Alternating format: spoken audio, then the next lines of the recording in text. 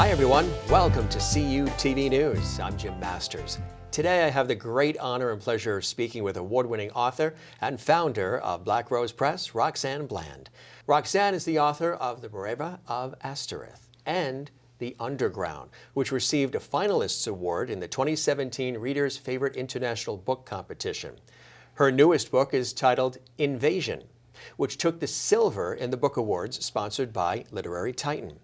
The Silver Award is bestowed on books that expertly deliver complex characters, intricate worlds, and thought-provoking themes. Roxanne Bland joins me on CUTV News. Roxanne, welcome. It's good to see you again. Good to see you, Jim. Good to see you. You've been very, very busy writing. Congratulations on the new book. Thank you. Tell us about the book. Is the book a continuation of The Underground, or is it a totally separate entity? Well, Invasion is a sequel to The Underground, but it is written as a standalone book. So you don't have to read The Underground before you read Invasion. I wrote it that way for the simple purpose that people would not have to read The Underground first, in case you can't find it or if it's out of print or something like that. Tell us how it goes from The Underground to Invasion. It's sort of a sequel, but it's not a sequel, but it is. Tell us about the part where it is a sequel from The Underground. Well, in The Underground, three of our main characters have cast a spell, okay? And the alien has come back and she's saved everybody from the demon, okay? Well, when Invasion opens, the spell has gone wrong. And they're losing their powers are mingling, and for example, the vampire is losing most of his powers. The mage has become part werewolf, and the werewolf has become part vampire, because their auras are all mixed up. So you have, this has happened as a result of that spell, and the alien, she has actually left. At the beginning of Invasion, she has left. Because she and the werewolf Parker, her lover, were fighting all the time. So, basically she said, screw this, I'm gone. And so she leaves, but then, she does come back because all of her planet-side hideouts were compromised. So Earth is the only place she can go to get away from her nemesis, who is following her all over the galaxy trying to catch her. So Earth is really the only place she can go to be safe. And as it turns out, of course, he has followed her to Earth with his war fleet. So now you have the three paranormals who have to find a way to break the magic tie that binds them. But then with the alien, they have to figure out a way to stop an alien invasion of Earth. Well, I love the description in the back of the book itself, the text. The Trysts, a potent spell, had worked to quell the riots between humans and exotics, Zots. But for the three powerful Zots who had cast it, it nearly meant their destruction. Entangled now not just by their past loves and jealousies, their auras now entwined were bound when the well-intended tryst went terribly wrong. Right. How did you come up with that? That sounds exciting. It's definitely a page-turner. Well, I had definitely thought about that before I finished The Underground. I definitely thought about it. I knew the spell had gone wrong.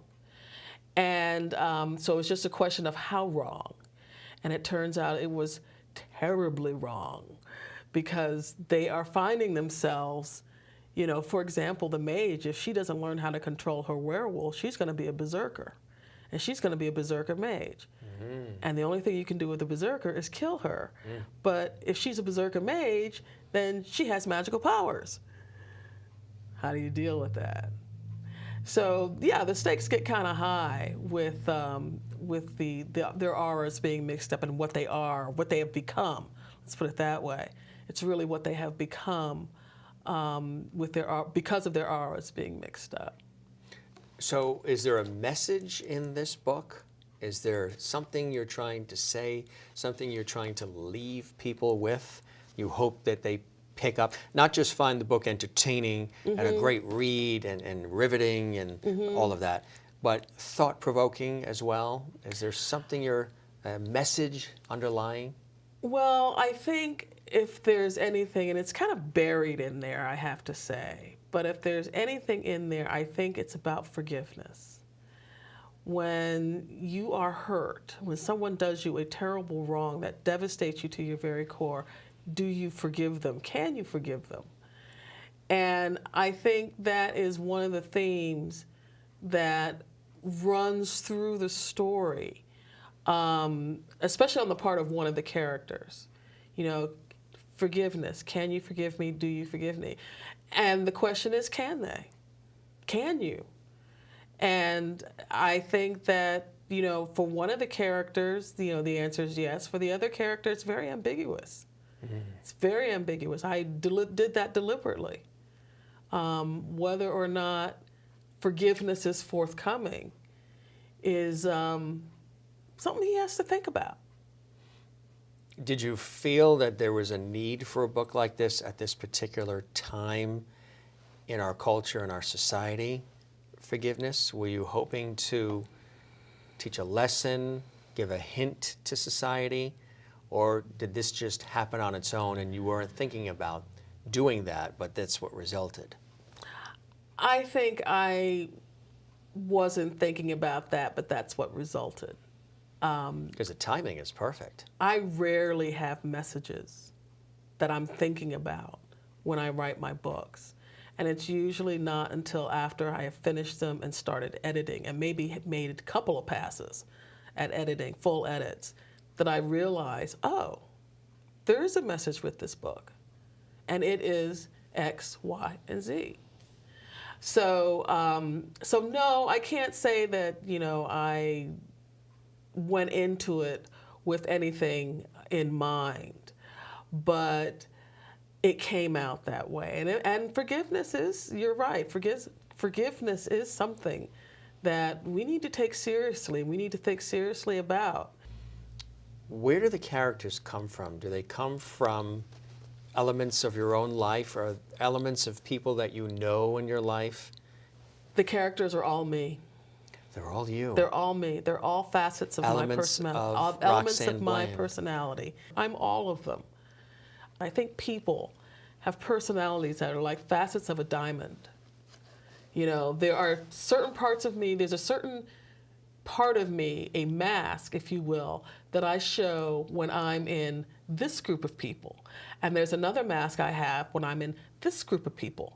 It depends on who I'm with. The mask that I have on when I'm at work is very different than the mask I have on when I'm at the club. Not that I ever go to clubs, but you get my drift. Yeah. And I think that's where all of those characters came from. I think they're all part of me. What would you want to say to our audience who has yet to experience your style of writing and your fabulous books? What do you hope people are left with? I know you mentioned invasion, forgiveness. Is there an overall message to your collection of books and your writing style? Yes. And it's simply that I hope I have given you hours and hours of entertainment. Because if I have done that, then I have done my job as an author. You know, this is showbiz for shy people. And I'm shy. Sure. So if you are entertained, if you like my stories, then I've done my job as an author. I see that as my main job, to entertain people.